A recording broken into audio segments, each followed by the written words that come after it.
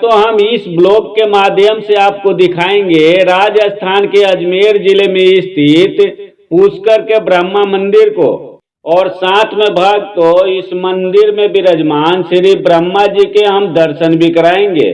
और तो अजमेर से पुष्कर ब्रह्मा मंदिर तक बस के सफर के साथ साथ हम इस मंदिर से जुड़ी कहानी को भी बताएंगे कि इस मंदिर में ब्रह्मा जी विराजमान कब और कैसे हुए।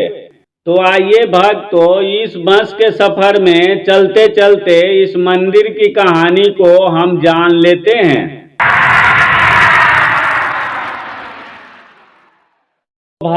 इस बस के सफर में कहानी को सुनते हुए अजमेर से पुष्कर तक के इन रास्ते और पहाड़ियों के दृश्यों का आनंद उठाते रहें। हिंदू धर्म ग्रंथों एवं पुराणों के अनुसार एक समय धरती पर वज्रनाश नामक राक्षस ने उत्पात मचा रखा था। उस राक्षस के बढ़ते अत्याचारों से तंग आकर ब्रह्मा जी ने उसका वध किया, लेकिन वध करते समय उस वक्त उनके हाथों से 3 जगहों पर कमल का पुष्प गिरा। इन तीनों जगहों पर 3 झीलें बनी। इसी घटना के बाद इस स्थान का नाम पुष्कर पड़ा। इस घटना के बाद ब्रह्मा ने संसार की भलाई के लिए यहाँ एक यज्ञ करने का फैसला किया। ब्रह्मा जी यज्ञ करने के लिए पुष्कर पहुँचे, लेकिन किसी कारणवश ब्रह्मा की पत्नी सावित्री जी वहां समय पर नहीं पहुंच पाई, क्योंकि यज्ञ को पूर्ण करने के लिए उनके साथ उनकी पत्नी का होना जरूरी था। लेकिन सावित्री जी के नहीं पहुंचने की वजह से उन्होंने स्थानीय गुर्जर समुदाय की कन्या गायत्री से विवाह कर इस यज्ञ को शुरू कर दिया।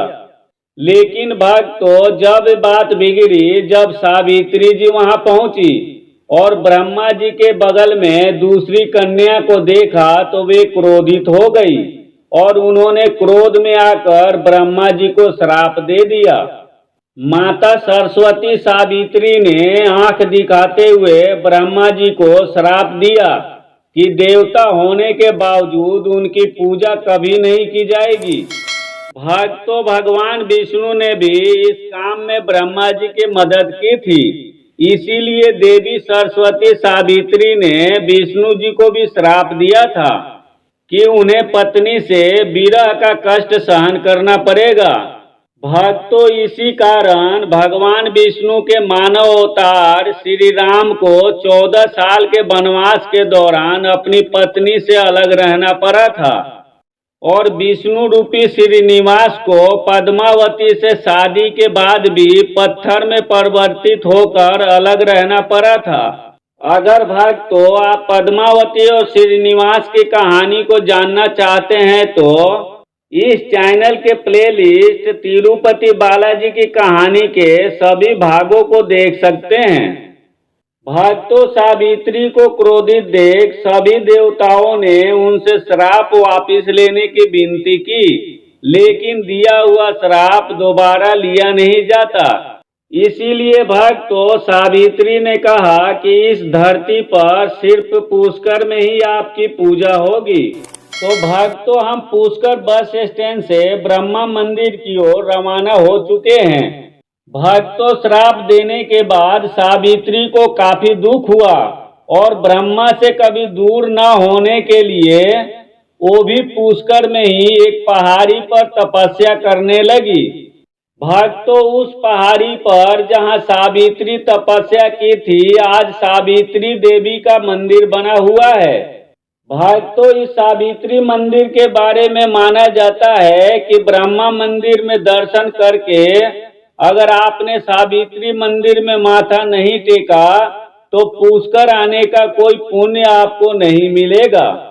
इस ब्लॉग में हम आपको सावित्री मंदिर तथा सावित्री जी के दर्शन भी कराएंगे। इस वीडियो के सभी भाग को देखना ना भूलें। हम आपको ये भी बता दें कि देश के प्रमुख शहर से पुष्कर आने के लिए आपको सबसे पहले अजमेर रेलवे स्टेशन आना पड़ेगा। जो पुष्कर रेलवे स्टेशन से मात्र 16 किलोमीटर की दूरी पे स्थित है। भक्तों, अजमेर रेलवे स्टेशन से पुष्कर आने के लिए ट्रेन, बस और टैक्सी तीनों की सुविधा उपलब्ध है। नजदीकी बस स्टैंड अजमेर ही है, जहां पर देश के प्रमुख शहर से सीधा बस चलती है। भक्तों, जैसे कि मैंने अजमेर से पुष्कर आने के लिए अजमेर बस स्टैंड से बस का चुनाव किया है। आप बस से बड़ी आसानी से ब्रह्मा मंदिर तक पहुंच सकते हैं। भक्तों, हम ब्रह्मा मंदिर पहुंच चुके हैं। भक्तों, सुबह के दर्शन में हम लेट हो चुके हैं। करीब 1 बजने वाला है और मंदिर का पट बंद हो चुका है। भक्तों, अब मंदिर का पट 3 बजे खुलेगी। इससे पहले भक्तों, हम ब्रह्मा सरोवर की ओर चलते हैं।